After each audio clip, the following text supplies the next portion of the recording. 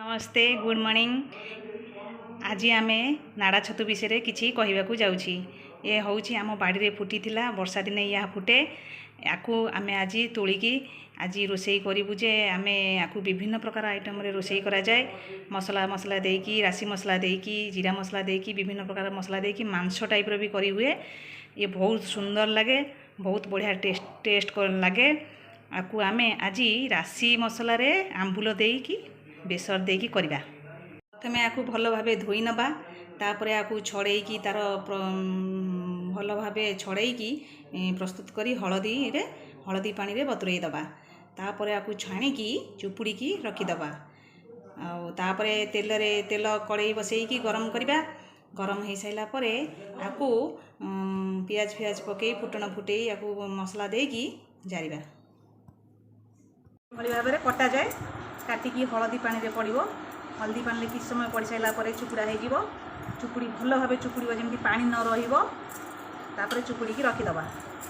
ए आम या भल भाव हल्दी पानी चुपुड़ी बाहर कर देचु। भल भाव चुपुड़ा हो चुपुड़ी यहीपरी भाव आम थोचु।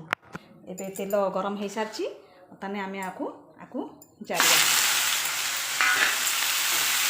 सेपंत जारिबा जेपंत ये रेड कलर न हो टिके ब्राउन कलर देखागले जाना जे आम भल भाव ये जरीगला पानी मर से पर्यंत आम जारी चलवा।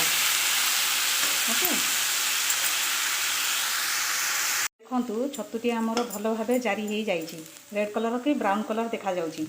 आपको बर्तमान आम काढ़ीदबा।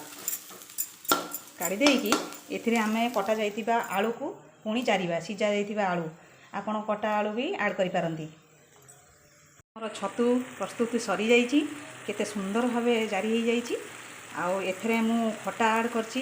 दुईटा आंबुल पकईची, दुईटा आंबुल खटा पकईची, आंब खटा दुईटा पकईची। केते सुंदर देखा जाउची। बर्तमान आम यह सरीगला पर यह प्रस्तुत हो सारी आम आपको भात रुटी एवं पिठार भी खाईपर। आपण चॉइस अनुसार आपण खाइबे। देखु मोर संपूर्ण भाव रोषे सरी जाइए। ये हूँ नाड़ा छतु आइटम। नाड़ा छतु सोरिष बाटण राई। Thank you.